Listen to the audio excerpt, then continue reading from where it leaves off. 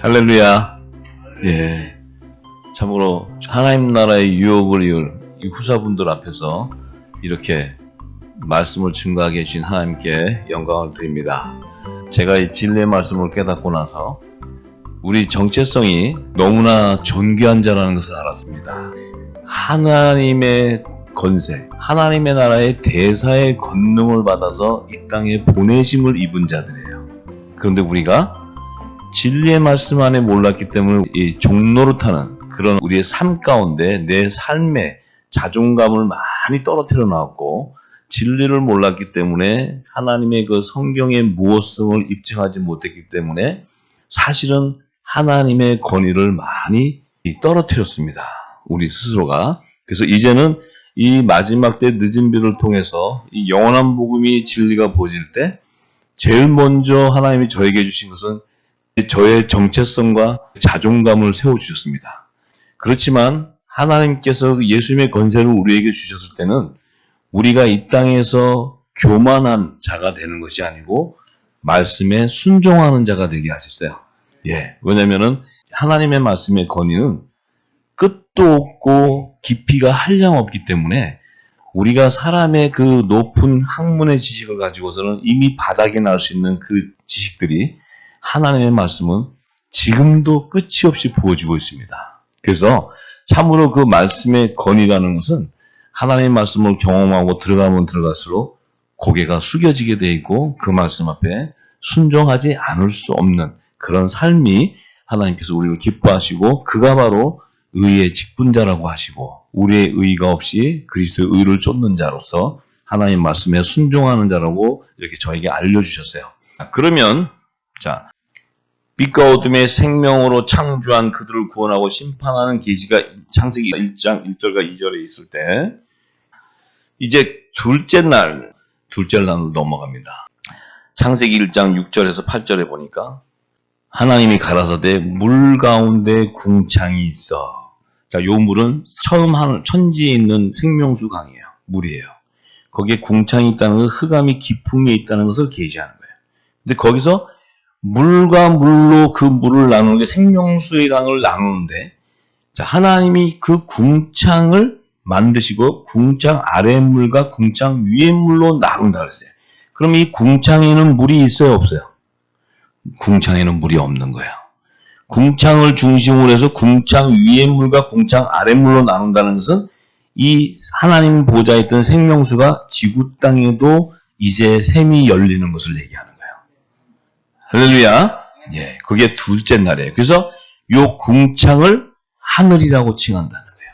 요때 말하는 하늘은 2층층 우주 하늘을 얘기하는 거예요. 요 우주 하늘은 흑암과 같은 그런 철창으로 가둬진 공간을 얘기하는 거예요. 왜? 그곳에선 말씀이 없다는 거예요. 말씀이 없다는 건 뭐예요? 2층층 우주에 있는 수많은 행성 안에는 구원의 계획이 없는 거예요. 그 안에는. 오직 심판과 구원의 계획은 지구 땅에 있는 거예요. 지구 땅. 그 외계인 어쩌고저쩌고 그러면은 텔레비 꺼버리세요. 이상한 외계인이 와서 천사가 와서 무슨 사람과 무슨 결혼해갖고 아들 놓고 이게 다 꺼버려요. 전부 거짓 증거예요. 거짓 증거다.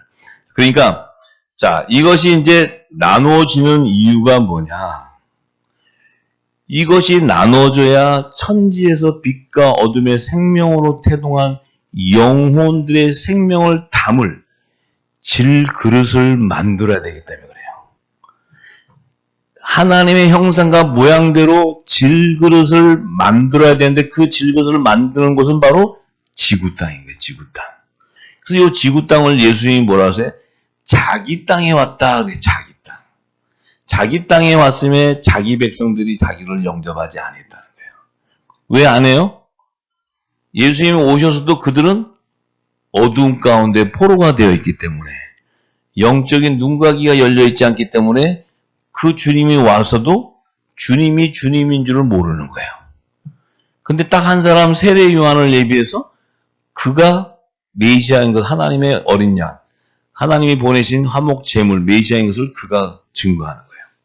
근데 하나님의 자녀들은 예수님이 데리고 다니던 제자들은 오순절날 마가다락방에서 이른비 성령이 임하기 전까지는 예수님을 따라다니면서 그들은 율법 아래에 있는 거예요. 율법 아래.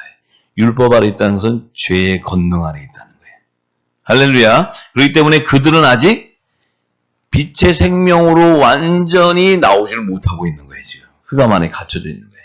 그래서 예수님 오셔서 그 흑암에 갇혀 있는 자들에게 빛을 증거해 줘가지고 포로되어 있는 그들에게서 그들을 자유케 해줘버리는 거예요. 메인 것에서 풀어주는 거예요. 뭘로 풀어주냐면 천국 말씀으로 풀어주는 거예요. 천국 복음. 이 천국 복음이 바로 새 언약의 말씀인 거예요. 새 언약의 말씀은 부활의 생명체를 만드는 말씀이에요. 할렐루야. 그러니까 우리가 지금까지 신앙생활에서 우리가 종교의 신앙생활, 그러니까 사람 교리나 신학이나 이런 그 지식으로 받은 것은 생명이 없는 거죠. 부활의 생명을 만들 수가 없어요. 근데 이 새 언약의 말씀, 성경의 진리가 열리면서 기름 부어주면 그 말씀은 바로 예수님이 우리에게 한 생명의 양식이 되는 거예요. 생명의 양식. 그 양식을 먹게 되면 내 안에 있는 영이 장성한 자의 식물을 먹을 수 있게 자라게 돼요. 자라게 돼서 온전한 열매가 된다는 것은 내 안에 하나님의 나라의 모든 비밀들이 다 풀어져서 온 땅에 성령이 말하기에 따라 증거하는 입술이 돼버려요. 그 입술이 될 때 입술에 열매가 맺히는 거예요. 할렐루야. 그 열매가 바로 포도 열매. 자, 그래서 지금 이제 둘째 날에 보니까 3층층, 2층층, 1층층의 하늘로 만들어 주시는 거예요. 하나님께서. 그래서 창세기 1장 1, 2절의 천지는 해분, 단수 하늘로 기록되었고 6일간의 창조가 끝난 이후에 창세기 2장 1절에 천지와 만물이 다 이뤘다는 그 천지는 헤븐스, 그러니까 복수 하늘로 기록하는 것이 바로 이 궁창 위의 물과 궁창 아래 물, 그러니까 1층층, 2층층, 3층층의 구조를 이루어서 이 구조를 이루는 것은 이제 예수님이 초림에 오실 때 3층층에 계시다가 예수님이 성령이 기름 부어져서 성령이 잉태하는 것은 1층층에 와서 잉태해버려요. 1층층에 누가 있어요? 동정녀 마리아가 있는 거예요. 동정녀 마리아의 성령이 잉태가 됐을 때 예수님께서 1층층 지구촌에서 성육신에서 나오시는 거예요. 할렐루야. 자, 그래서 그분이 나오셔가지고 당신이 하늘보좌로 들어가기 위해서는 장사한 지 3일 만에 신령한 몸으로 부활돼서 부활의 첫 열매로 온전한 신령한 몸의 형체를 이루어서 하늘보좌로 들어가시는 거예요.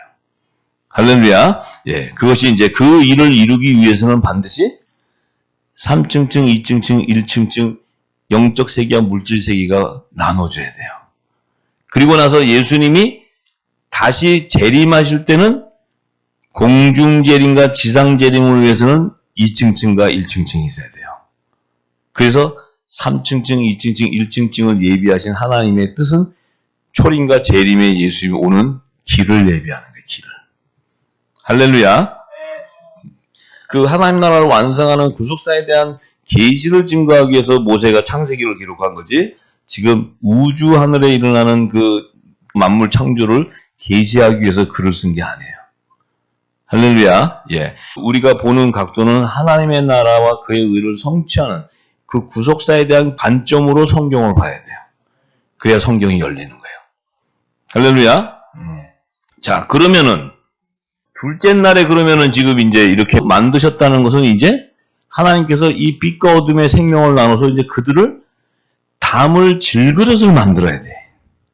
그죠? 하나님의 뜻이 육안으로 볼 수 없는 영혼의 생명체를 담을 그릇을 만들어야 되는데, 그래서 하나님이 토기장이 하나님이 되는 거예요. 토기장이. 그래서 이제 진흙 가지고 이제 그릇을 만든다는 거예요. 예. 만드는데 하나는 천이 있을 것과 하나는 귀 있을 것을 만들어요. 아, 그 왜 그러면 천이 있을 것과 귀 있을 것을 왜 그 두 종류로 나누냐 이거죠. 네. 여자의 후손과 뱀의 후손을 통해 하나님의 나라를 완성하는 구속사의 의를 성취하기 위해서는 반드시 뱀의 후손들이 나오는 질그릇이 있어야 되고, 여자의 후손으로 오는 거룩한 귀한 그릇이 있어야 되기 때문에 귀 있을 그릇과 천한 그릇 두 그릇을 예비하는 거예요. 그래서 셋째 날과 여섯째 날에 하나님의 모양과 형상대로 사람을 짓는데, 셋째 날에 짓는 첫 아담은 그 속사람이 오실자의 생명으로 짓는 표상이에요. 그래서 첫 아담을 오실자의 표상이라는 거예요. 오실자의 표상.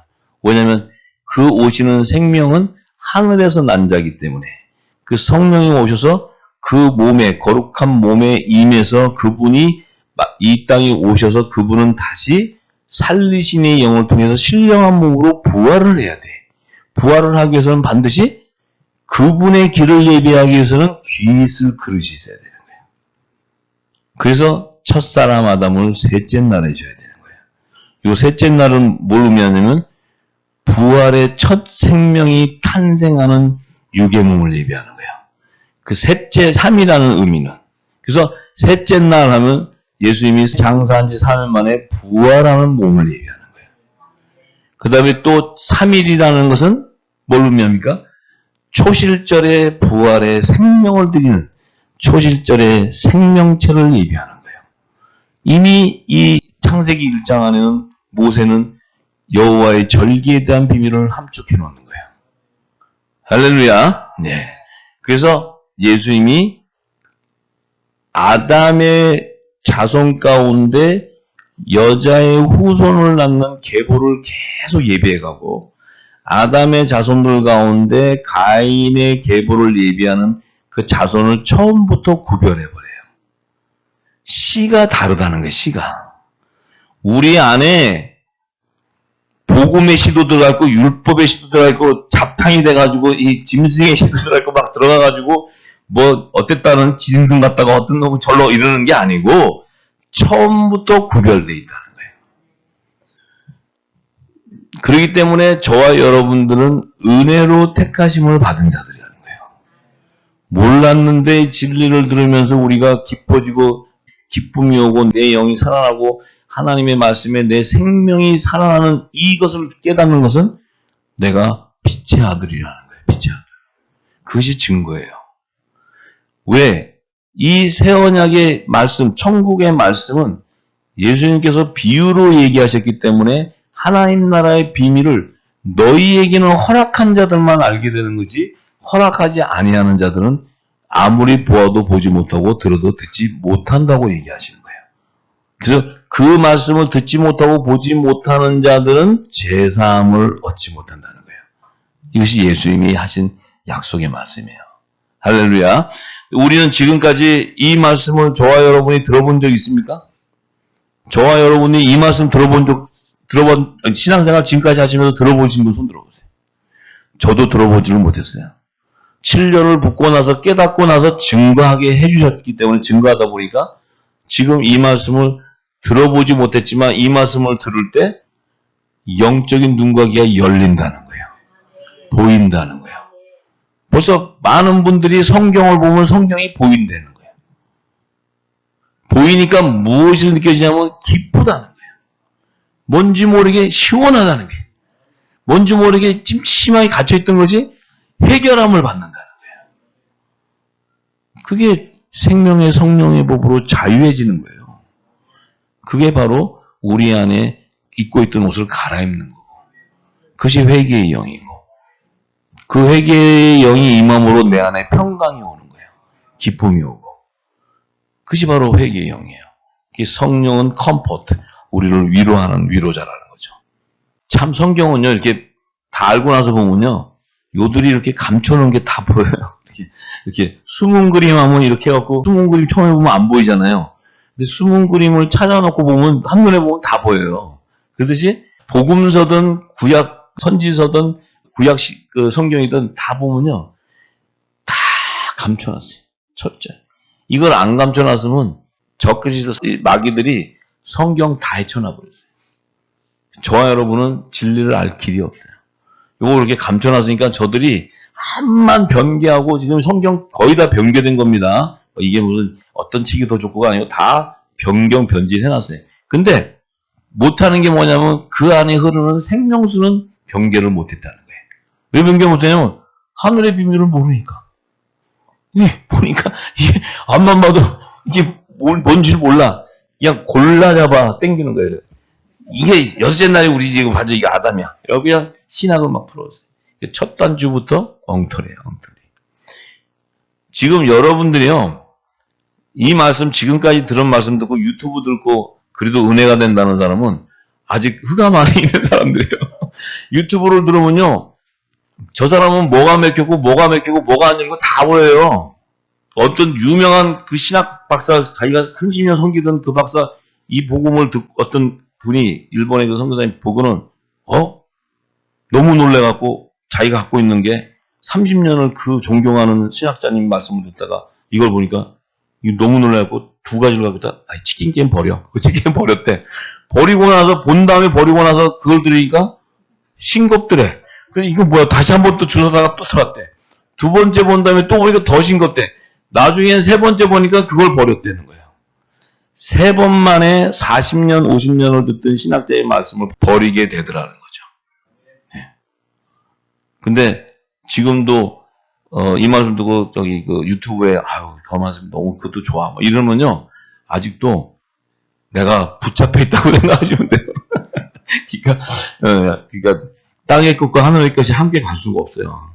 구분돼 있지. 예. 제 얘기가 아니고 성령께서 하시는 거예요.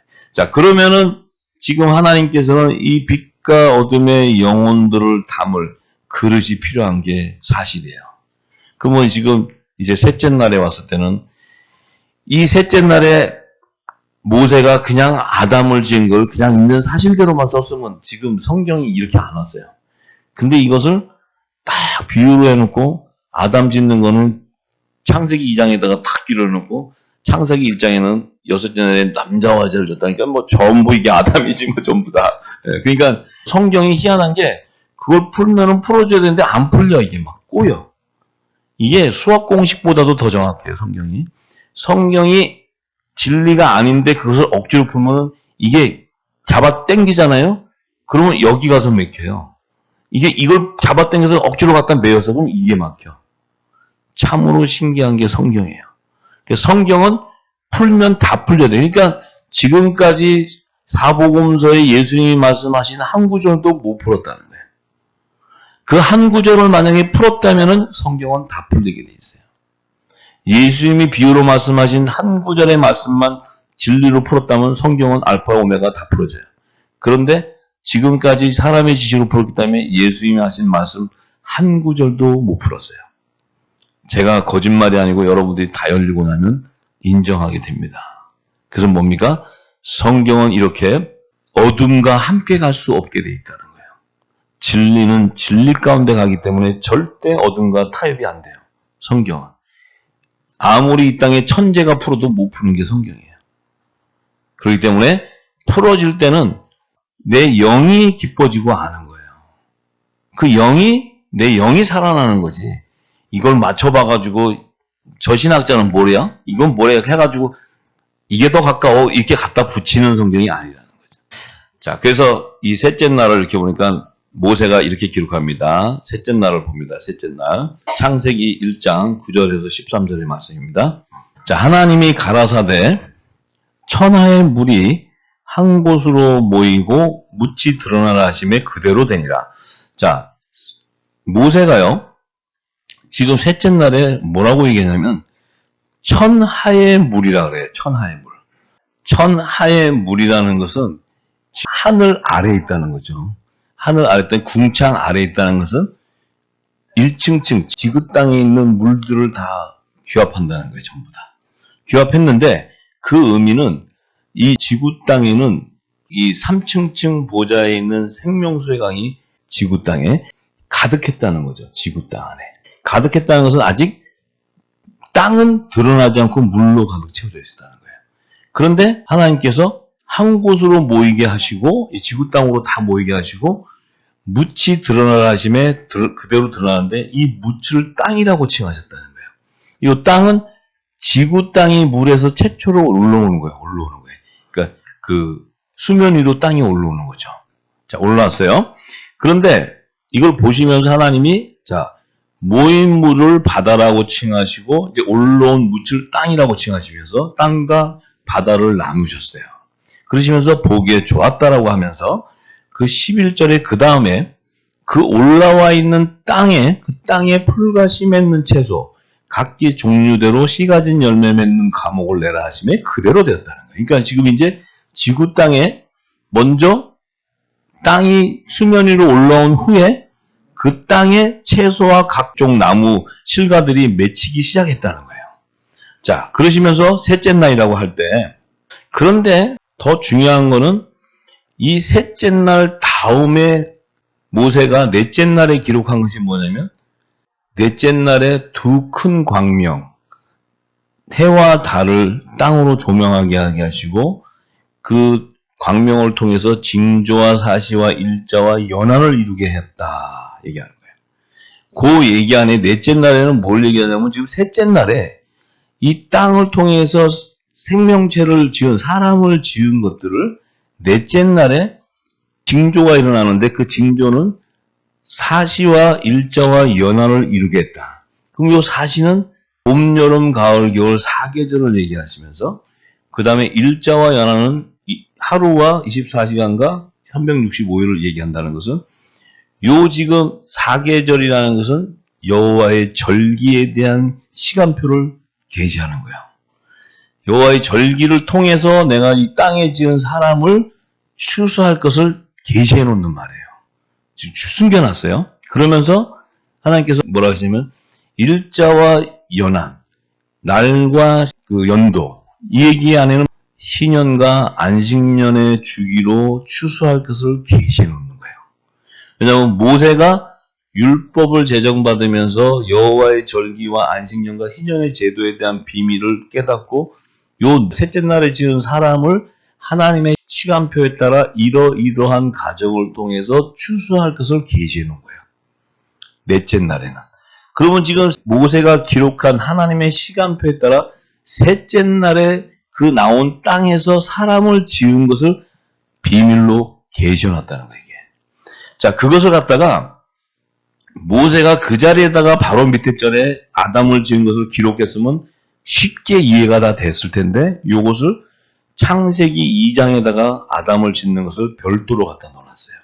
그래서 천지창조의 대략이 이렇다 하면서 이 천지창조 6일간 창조의 대략이 이런데 그렇게 얘기를 하면서 창세기 2장 5절에 7절의 말씀에 이렇게 기록을 하는 거예요. 자, 여호와 하나님이 땅에 비를 내리지 아니하셨고 이 땅은 무슨 땅이에요? 지금 물에서 수면 위로 올라온 땅을 얘기하는 거예요.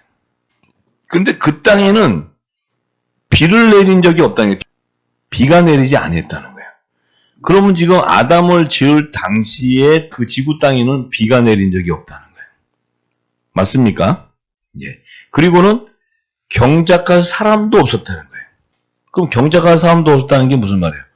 아담 이전에는 지은 사람이 없다는 거예요. 맞죠? 그러니까 아담이 인류 최초의 사람이라는 거예요.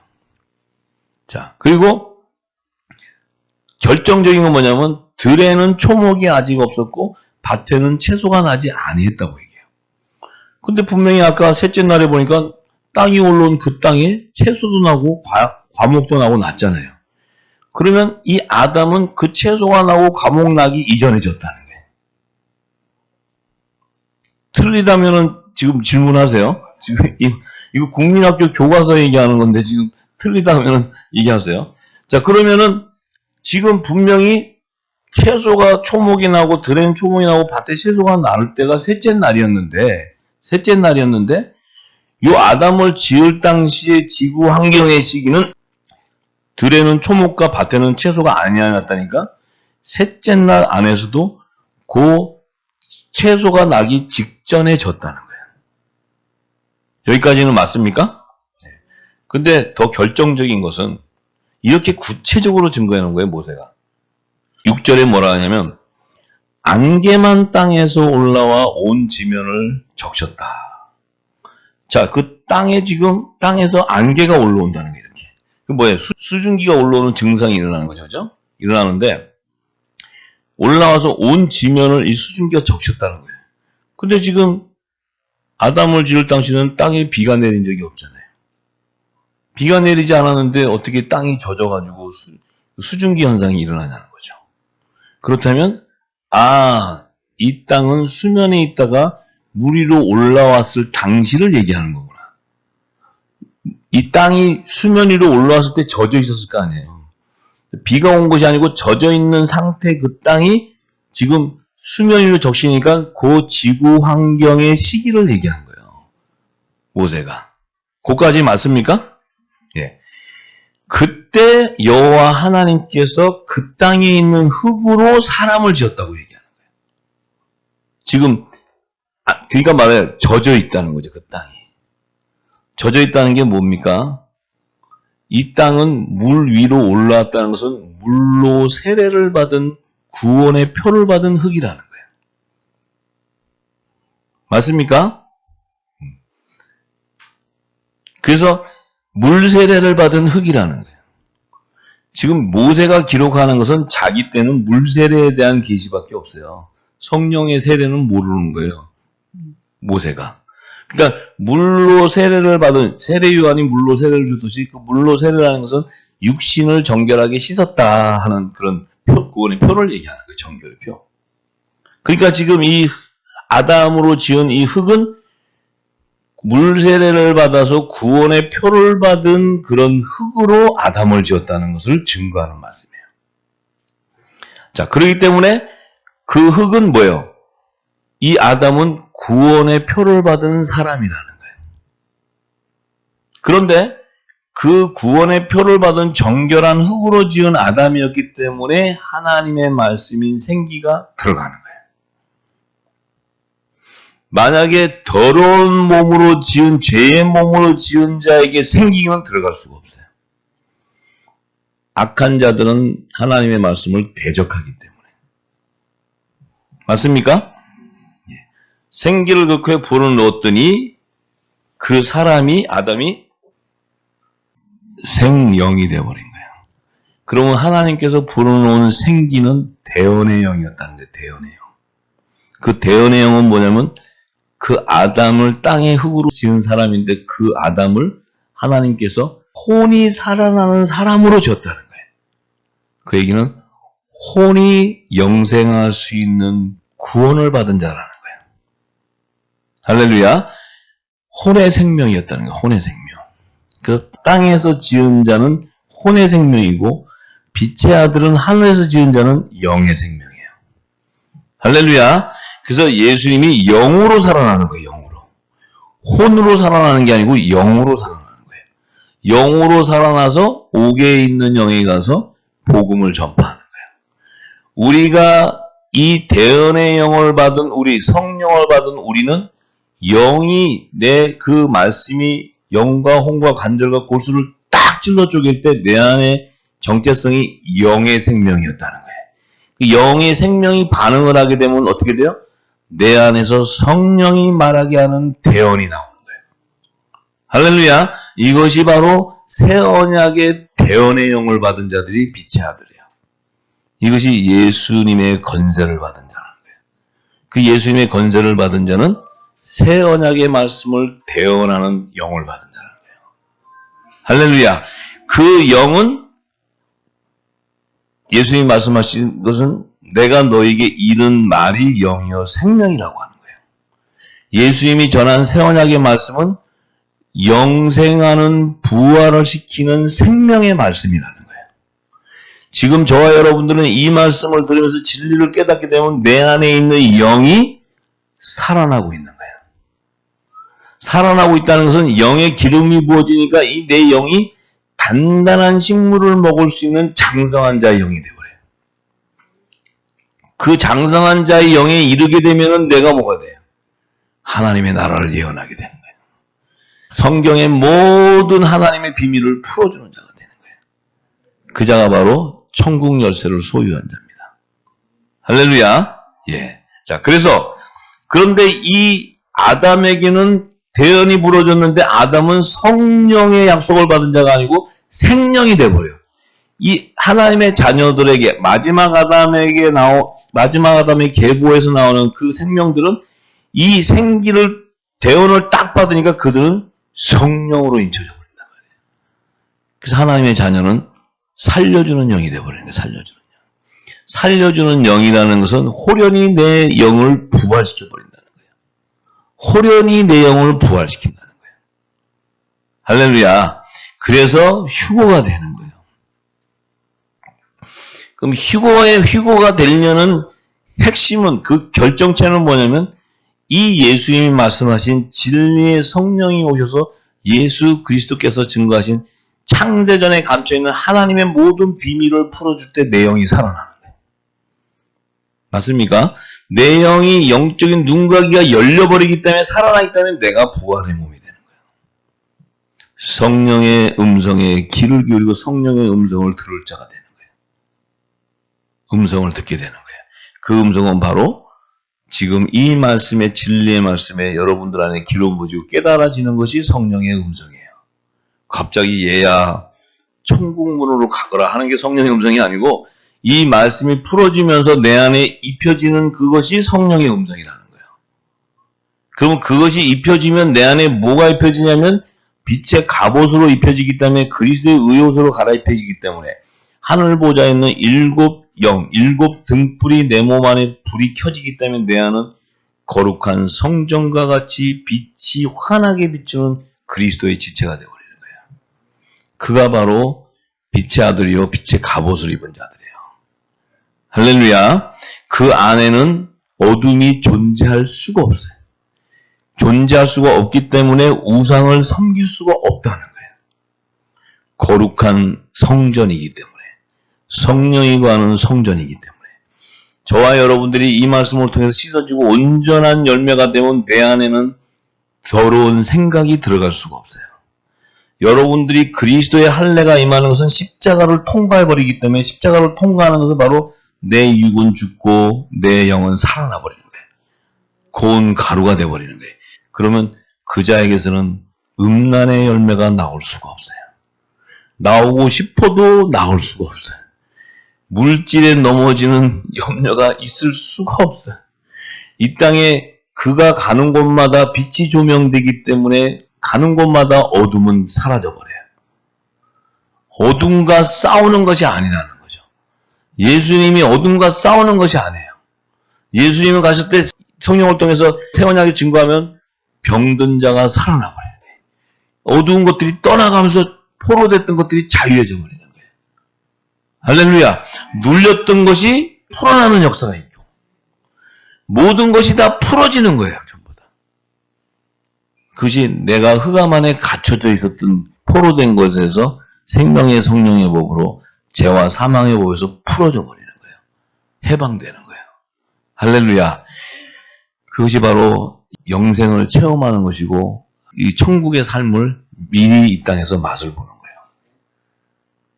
살아있으면서도 맛을 볼 수 있어요.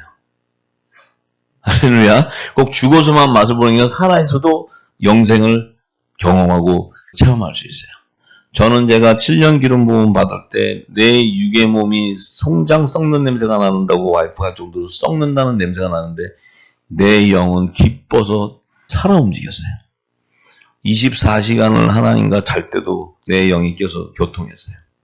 내 몸이 완전히 면역이 제로가 돼서 내 몸이 상해진다 해도 내 안에는 질병이 존재하지 않았어요.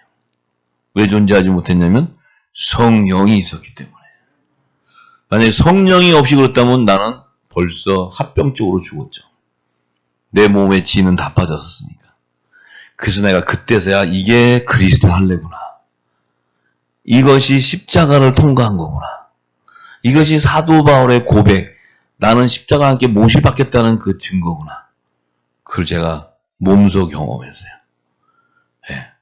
여러분들도 이 말씀을 받으면 여러분들 안에 이 육이 내 안에 진액이 빠져나고 내 안에 그 모든 것을 경험하게 돼요. 왜냐하면 이 말씀을 불의 말씀이 딱 받게 되면 내 안에 있는 것들이 태워져 나가고 이 말씀이 워낙 강하기 때문에 결박하고 내 안에 있는 것들이 막 다 떨어져 나가버려요. 그런 것들을 경험하실 거예요. 경험하실 겁니다. 갖고 있던 질병도 그냥 떠나버려요. 지금 그런 분들이 수도 없이 많아요. 저한테 간증하는 게. 이게 뭐 치유될 수 없는 병들이 다 떠나버려요.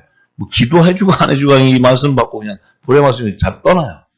허리가 부러진 사람이 붙었다고 할렐루야. 나는 말씀드렸는데 기도해 준 적도 없어도. 자기들이 증거하는 거야. 왜? 빛이 증거되니까. 그러니 저와 여러분들이 가서 온 열방에 빛을 전하면 이 땅이 회복되는 건 당연하죠. 어둠 가운데 일어나 빛을 발하면 당연히 열방이 회복되는 거죠. 예, 우리가 무엇을 하는 게 아니고. 자, 그래서 분명히 셋째 날에 창세기 1장 10절과 11절 사이, 그러니까 땅이 드러난 이후에 땅은 풀과 씨맺는 채소가 나기 이전에 요 10절과 11절 사이의 시기에 지었다는 거예요. 맞습니까? 예. 이것은 누구도 부인할 수가 없는 거예요. 근데 이 킹제임스 영어 성경에 보면은 요 아담과 그 갈빗대로 지은 여자를 man and woman으로 표기해요. 영어로 man and woman. 근데 여섯째 날에 지은 창세기 1장 27절 그때 지은 남자와 여자는 male and female로 얘기를 해요. 그러니까 짐승이라는 의미는 하나님의 말씀의 지혜를 깨닫지 못하고 하나님을 알지 못하는 자를 짐승이라 그래요. 잠언서에 보면 이때 이 여섯째 날에 지은 이 사람들은 인지를 하지 않는 것이 아니고 그들 안에는 생기가 불어지지 않았기 때문에 그 안에 영이 존재하지 않기 때문에 하나님을 대적할 수 있는 능력이 없는 거예요. 하나님을 뱀의 후손들이 대적할 수 있는 이유는 뭐냐면 유일하게 그들에게는 여자의 후손으로 메시아가 누군지를 알아요. 그래서 이 땅에서 예수님을 죽이는 자들은 오직 하나님으로부터 뱀의 후손으로 예비된 자들이 죽이지 대한민국 사람이 가서 예수님을 죽이는 게 아니에요. 그들이 누구였냐면 이스라엘 안에 헤롯 왕자 안에 제단에서 제사 지내고 있는 제사장, 장로, 이 서기관 또 율법학자 이들이 예수를 죽여요. 왜냐하면 그 제단은 귀신의 처소가 돼 있었기 때문에 음녀가 이미 다 그 안에서 하나님과 재물을 동시에 섬기고 있었기 때문에 그들이 예수를 죽이는 거예요. 이 땅의 교회는 어떻습니까? 이미 하나님과 재물을 동시에 섬기는 귀신의 처소가 되었기 때문에 WCC에 다 가입을 하는 거예요. 그거는 뭐 증거예요, 증거. 지금까지 가리고 있었어도. 그러면 그 안에 있는 자들은 반드시 성령을 약속을 받은 자를 핍박하게 돼 있어요. 이 땅에 속한 교회는 성경의 약속의 말씀이 언약의 말씀. 자, 그렇기 때문에 그 여섯째 날에 창세기 1장 27절에 지은 그 사람들은 모세가 이렇게 기록해요. 하나님이 자기 형상 곧 하나님의 형상대로 사람을 창조하신다는 이 형상은 이미지라 그래요. 이미지, 영어로 이미지. 이미지라는 것은 겉모습을 얘기해요. 겉모습. 자, 예수님이 오셨을 때 예수님의 몸은 하나님의 본체의 형상이에요. 본체. 근데 예수님이 오셨을 때 하나님의 본체의 형상인데 그 예수님의 겉모습을 보고는 그분이 하나님으로 보였어요? 예수님은 흠모할 것도 없이 정말 그 초라한 모습이었는데 그 모습이 하나님의 모습이었겠어요? 그러면 예수님을 무엇을 보고 예수님을 하나님의 본체의 형상이라고 하겠어요? 그분 안에 있는 말씀이 나올 때 속사람이 하나님의 본체라는 거예요. 겉모습은 물론 예수님을 보니까 우리 사람과 똑같으니까 사람의 형상과 하나님의 형상과 모양대로 사람을 지은 건 맞아요. 예수님을 보니까 뭐 얼굴은 달라도 우리랑 똑같잖아요. 눈 있고 코 있고 다 이렇게 생겼잖아요. 근데 그 모습을 보고 예수님을 하나님의 본체라고 얘기할 사람이 누가 있냐는 거죠. 그럼 예수님이 하나님의 본체라는 것은 그분의 입술로 증거하는 하나님 나라의 비밀을 증거하는 그 안에 기름 부은 말씀을 보고 그분이 하나님의 형상의 본체라는 걸 알 수 있는 거예요. 그 속사람을 보고 아는 거지 겉사람 이미지를 보고 예수님을 하나님의 형상이라고 본체라고 할 사람은 아무도 없어요. 그러면 지금 여기 앉아 계신 분들하고 저거 이렇게 보면 뭐 다를 게 뭐 있어요. 코 있고 눈 있고 다 똑같은데 우리가 어떻게 하나님 성령의 약속을 받은 하나님의 자녀이고 어떻게 예수 그리스도와 몸과 같이 동일하게 그 영광의 몸으로 화되냐, 변화가 되냐 이거예요. 아, 우리가 무슨 예수님하고 똑같은데 이 안에 그러면 어떤 사람은 변화되고 어떤 사람은 변화 안 되고 세상 사람은 마귀의 자식들이 있고 있는데 그 안에 지금 골라가지고 여기 왔는데 우리를 무엇을 보고 하나님의 자녀고 신령한 몸으로 부활의 생명으로 알 수 있냐면 우리의 입술에 증거되는 말씀을 통해서 한다는 거예요. 내 안에 속사람을 보고 안다는 거예요. 그래서 사도 바울은 그렇게 얘기해요. 고린도후서 4장 16절에서 18절의 말씀을 봅니다. 그러므로 우리가 낙심하지 아니하노니 겉사람은 후패하나 우리의 속은 날로 새롭도다. 자, 사도 바울은 겉사람은 후패하게 되지만 우리의 속사람은 날로 새롭게 된다는 거예요. 왜 새롭게 되죠? 기름이 부어지니까. 내 정체성이 점점 알게 된다는 거예요. 사도 바울이 율법 안에 있을 때는 열심을 냈는데 이 열심을 낸 것이 예수 믿는 자들을 죽이러 다녔어요. 그런데 사도 바울이 성령의 인침을 받고 나서는 자기 안에 속사람의 정체성이 드러나고 날로 새롭게 지고 강건해지니까 자기의 겉사람은 후패해져 버린다는 거예요. 육의 몸을 벗어버린다는 거예요. 이게 그리스도의 할례를 받은 것을 증거하는 말이에요. 그리스도의 할례를 받게 되면 겉사람의 몸은, 육의 몸은 다 벗겨져 버리는 거예요. 후패해야 되는 거예요. 그런데 내 안에 있는 속사람은 어떻게 돼요? 부활의 생명체가 된다는 거예요. 부활의 생명체. 할렐루야. 신령한 몸으로 부활하는 생명체가 된다는 거예요.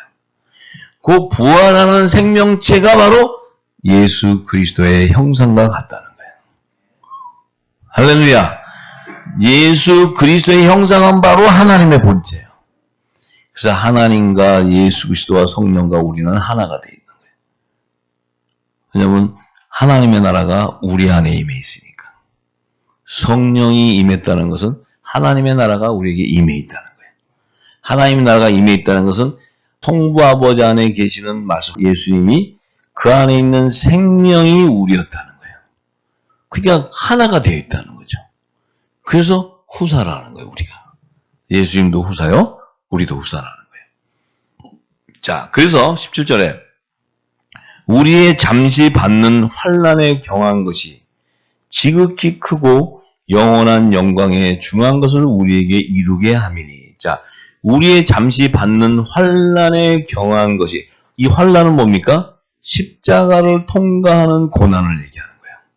통과하는 이 고난이, 이 경한 것은, 이 환난은 정말 우리에게 작다고 생각하는 것은 지극히 크고 영원한 영광에 중한 것을 우리에게 이루게 한다는 것은 우리의 몸이 그리스도와 같이 부활의 몸으로 화해진다는 거예요. 그 영광에 이르는 것을 이루게 하기 위한 거라는 거예요. 할렐루야. 그러니까 내 속사람이 강건해지기를 원한다는 거예요. 내 속사람이 강건해진다는 것은 내 안에 있는 생명이 부활의 생명이 된다는 거예요. 그래서 예수 그리스도와 함께 생명의 부활에 연합되는 자다. 얘기하는 거예요. 할렐루야. 자, 그래서 우리의 돌아보는 것은 보이는 것이 아니요 보이지 않는 것이니 보이는 것은 잠깐이요 보이지 않는 것은 영원하다. 우리가 돌아보는 것을 보이는 것은 육신으로 보이는 이 육의 몸이 아니고 보이지 않는 신령한 몸을 얘기하는 거예요.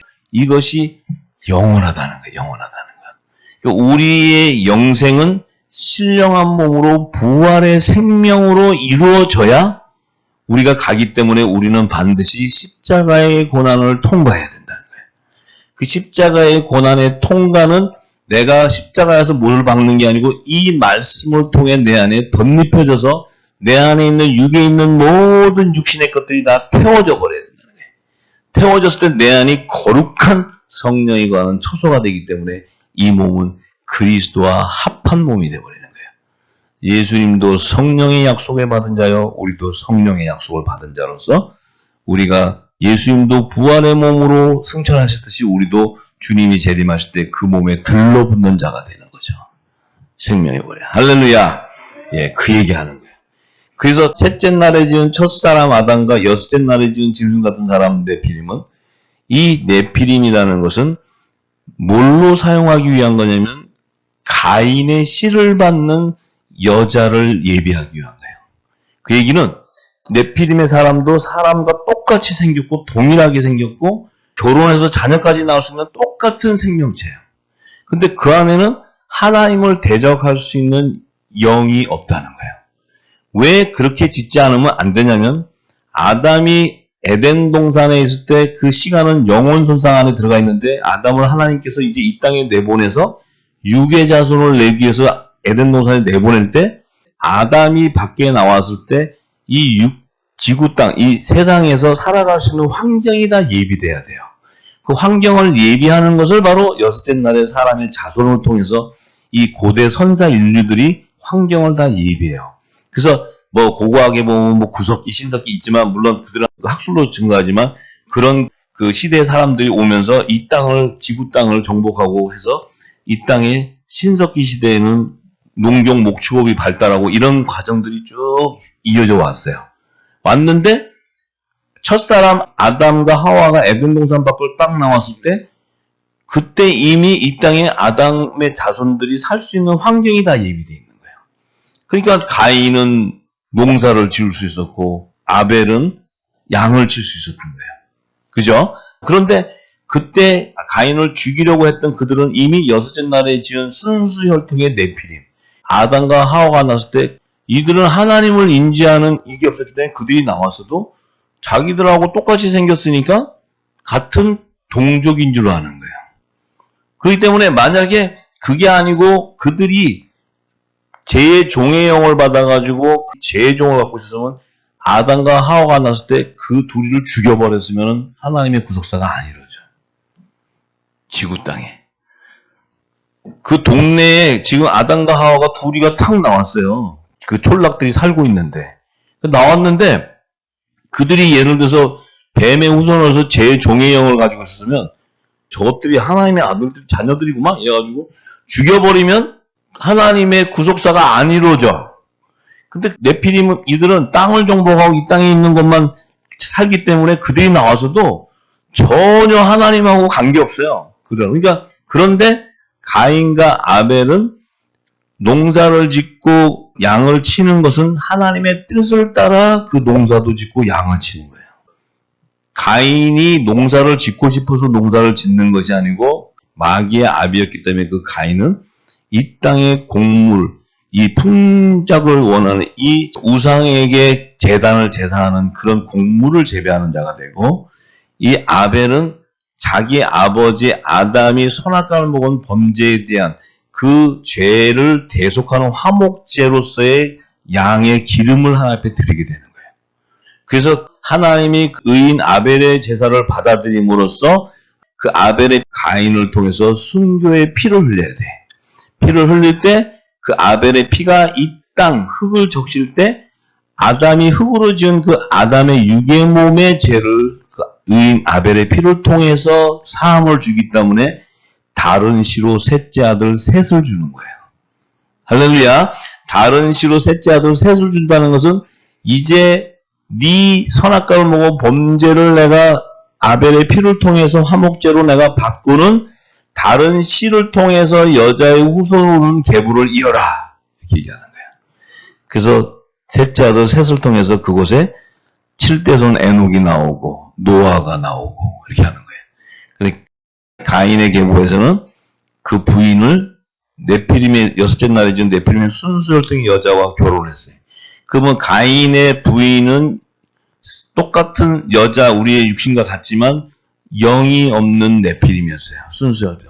근데 가인이 합방을 해서 씨를 뿌리고 나니까 거기서 나오는 자손들은 네피림의 혼혈 족속이 되죠. 순수 네피림과 가인은 네피림의 조선이 아니에요. 가인은 아담의 자손이지. 그러니까 결부가 되니까 네피림의 혼혈 족속이 되니까 뭐가 나와요? 거기에서 두 짐승인 적그리스도가 거짓 선자가 거기서 나오는 거예요. 그래서 6대손 라멕이 나오고 라멕의 자손 중에 적그리스도의 예표로 두발가인이 나오고 거짓 선자의 예표로 나아마가 나오는 거예요. 이것을 모세는 정확하게 계시하는 거예요. 그리고 셋째 아들, 셋을 통해서는 셋의 아들이 에노스가 나와요. 에노스. 그 셋과 에노스는 뭐라냐면 여호와를 부르짖는 제단에서 제사를 지내는 거예요. 그래서 창세기 4장 끝에 보면 셋과 그의 아들 에노스는 그때부터 여호와를 부르는 거예요. 여호와. 여호와를 부른다는 것은 하나님을 찾는 제사를 드리는 거예요. 제사. 그게 율법 아래에 있는 제사를 얘기해. 그 시대는 율법 이전 시대지만 모세는 율법의 선지자이기 때문에 하나님의 구속사를 알고 있었기 때문에 그들도 율법 이전 시대에도 셋과 에노스는 자기 선지자 모세 자기하고 자기 형 대제사장 아론으로 생각하는 거예요. 그래서 셋은 선지자요, 에노스는 제사장으로서의 예표하는 거예요. 그래서 세세계보에서는 율법 아래 제사를 지내는 선지자와 대제사장이 나오지만 가인의 계보에서는 두 짐승인 적그리스도와 거짓 선지자 음녀가 나오는 거예요. 그것이 노아 홍수 이전까지 구속사가 이어져가는 거예요. 할렐루야. 네, 이제 그것을 제가 다 또 풀어드릴 테니까 지금 이렇게 길 내면은 길은 보이시죠? 네. 그걸 이제 성경 말씀을 통해 쪼개고 디테일하게 풀어가면은 다 똑똑이라는 얘기예요. 할렐루야. 예. 그래서 마지막에 물심판이 딱 일어나는 당시에 그때 하나님께서 방주를 마지막 때 의인 노아에게 예비하게 해서 물심판이 노아 때 일어나는 순간 방주에서 7가족, 노아와 7가족, 두 증인이 추수되는 거예요. 노아는 의인이요, 7가족은 여자의 남은 자손. 그런데 그때는 아직 하나님의 나라가 완성되는 때가 아니기 때문에 그 안에 뭘 남기냐. 의인 노아는 하나님의 자녀의 그루터기로 남겨놓은 거고 7가족 중에 둘째 아들 함의 부인은 뱀의 후손의 그루터기로 심겨두는 거예요. 함의 부인은.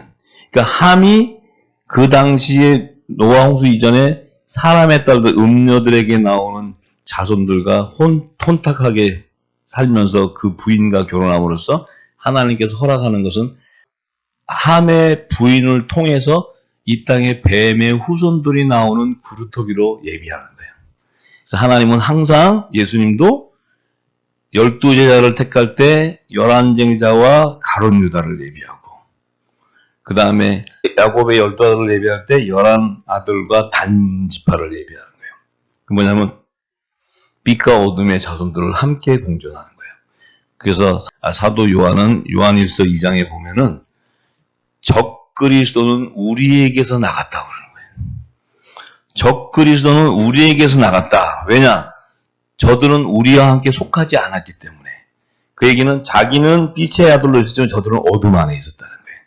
그래서 요 적그리스도는 우리와 함께 있어 나가는 건 뭐냐면 가인과 아벨도 같은 형제 안에서 가인이 나오고 또 그 뱀의 후손 안에서도 7가족 안에서 함의 부인이 또 나오고 또 12아들 중에 단지파가 나오고 12제자 중에 이제 가룟 유다가 나온다는 거예요. 그것이 항상 여자의 후손과 뱀의 후손을 공존해가는 거예요. 빛과 어둠이 항상 공존해가는 거예요. 지금 마지막 때는 짐승의 우상에게 경배하는 어린 양의 생명책이 기록되지 아니하는 666의 열매가 없다면 아들과 종이 추수가 안 된다는 거죠. 그죠? 그들의 핍박이 있어야 추수가 된다는 거예요. 그래서 그들은 추수하는 여름 타작마당의 키로 사용하는 거예요. 키로. 그래서 마지막 때 뭐야? 그 갈아지는 단을 묶어서 다 불에 태워버리는 거예요. 쭉정이야 갈아지는. 그렇지만 고운 가루와 곡식은 거둬둔다는 거예요. 이것이 예수님이 두 증인의 구속사를 의미하는 거예요. 아들과 종을 추수하는 것을 계시하는 말씀이에요. 그래서 항상 우리에게도 핍박하는 어둠이 없이는 우리도 열매로 못 나와요. 그래서 모든 분들이 핍박을 많이 받고 왔잖아요. 사실 지금까지 오는 과정에서 우리가 진리를 모를 때는 함께 대적하고 분쟁했지만 알고 나면 그 다음엔 하나님 뜻을 알기 때문에 우리는 온전히 빛에 거하게 되고 핍박하는 자들은 어둠에 거하게 되는 거예요. 열매가 나눠져 버리는 거예요. 할렐루야. 자, 그래서 이 사도 바울은 정확하게 그 셋째 날과 여섯째 날의 사람을 분명히 증거한 것이 로마서 5장 12절에서 14절의 말씀이에요. 그래서 이 지금 창세기 1, 2, 3장 그 안에 담긴 구속사의 비밀을 모르고는 로마서는 풀 수가 없습니다. 율법과 복음의 그 구속사의 비밀을 풀지 못하면 로마서는 열 수가 없어요. 자, 그래서 이제 이 사도 바울이 로마서 5장 12절과 14절에 보니까 이러므로 한 사람으로 말미암아 죄가 세상에 들어오고 죄로 말미암아 사망이 왔나니 이와 같이 모든 사람이 죄를 지었으므로 사망이 모든 사람에게 이르렀다. 자, 이 사람에게 죄가 들어오지 않으면 사망이 있어요, 없어요?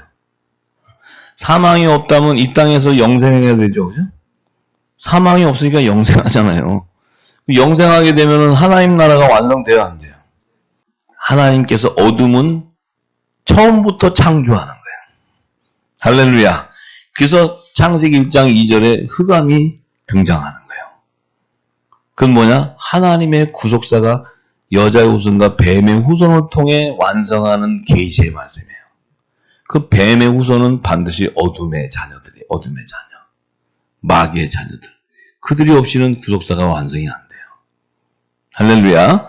자, 그래서 이 사망이 오기 위해서 아담은 선악과를 먹게 돼 있는 거예요. 근데 선악과를 아담이 먹는 것이 아니고 여자가 먼저 먹고 아담에게 주는 거예요.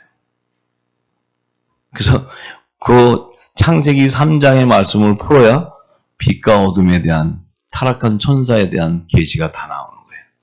그래서 에덴 동산을 풀면은 창세기 1장 1, 2절 말씀이 더 확연하게 드러나요.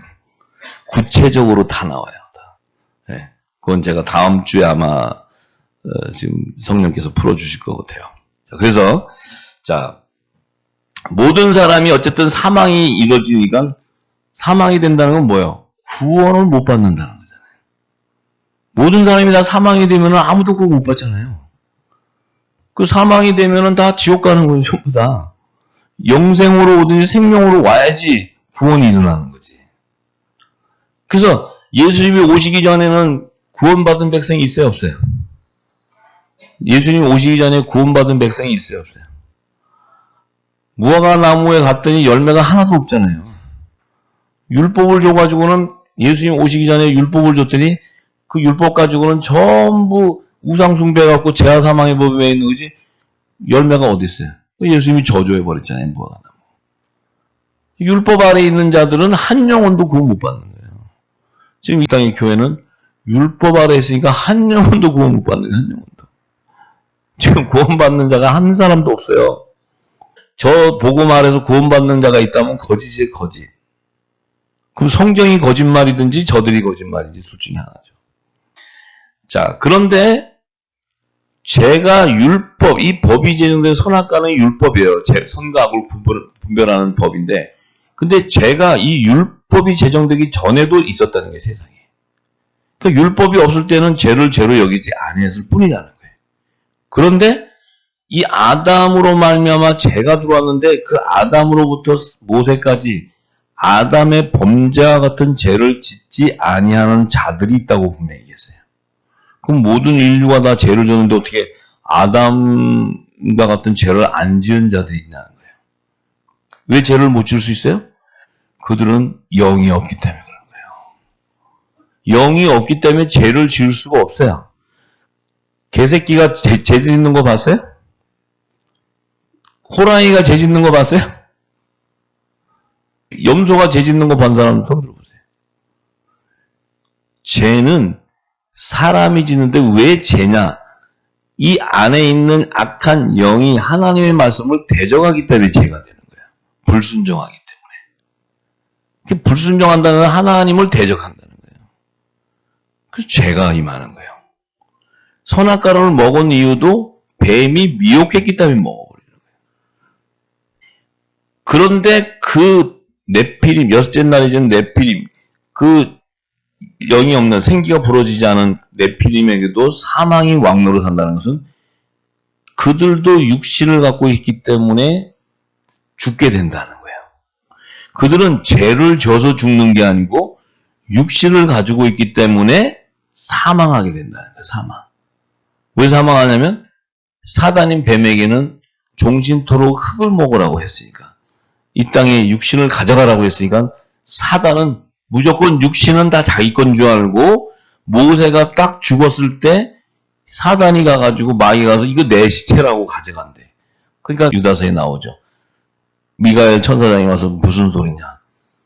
이자는 니께 아니고 이자는 산영을 받은, 모세의 시체는 산영을 받은, 이자는 아브라함의 품으로 가야 되는 거지 음부로 들어갈 자가 아니라고 미가엘이 그 사단한테 심판을 해버려요.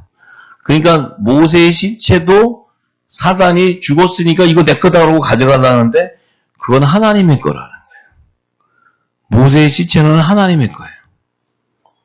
예수님의 시체는 하나님의 거예요, 사단의 거예요? 하나님의 거예요. 하나님의 거.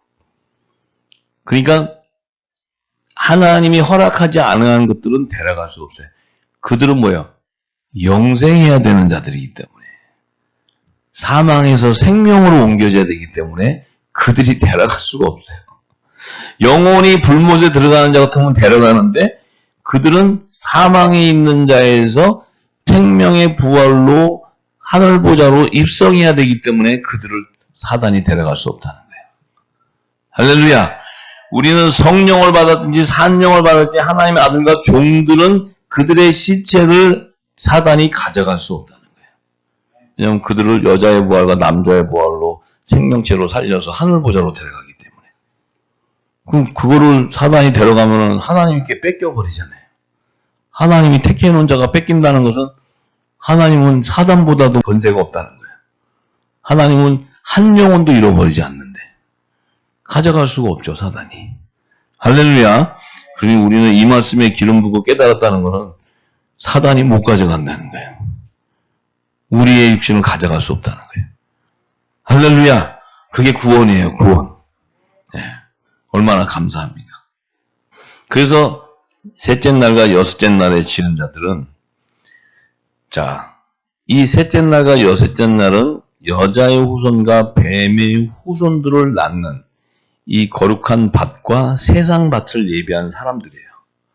그래서 이 지금 그 밭을 예비한 것은 첫째 부활의 생명으로 나오는 자들, 그리고 둘째 사망의 생명들이 기록되어 있는 어린 양의 생명책과 여러 책들에 기록된 비밀을 계시해 주는 거예요. 셋째 날과 여섯째 날 안에는 생명책에 대한 비밀이 들어가 있는 거예요. 할렐루야. 예. 그래서 셋째 날에 지은 아담의 육신의 몸으로 오는 그들 안에는 첫째 부활에 참여하는 아들과 종의 생명이 있다는 거예요. 그것이 어린 양의 생명책에 기록되어 있다는 거예요. 근데 여섯째 날에 지은 뱀의 후손들을 낳는 그 밭에서는 둘째 사망에 참여하는 심판의 부활로 나오는 생명들이 기록된 여러 책에 대한 비밀을 계시하는 거예요.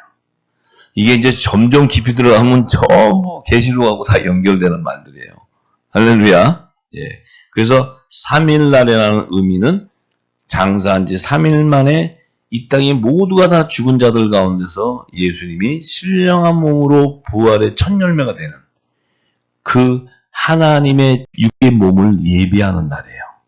그래서 예수님이 육의 몸으로 탄생해서 신령한 몸으로 살아나기 위해서는 반드시 첫사람 아담이 셋째 날에 하나님의 집으로 예비돼야 돼. 할렐루야. 하나님의 집으로 예비되어야지만 예수님이 그 집에 들어와서 신령한 몸으로 부활하게.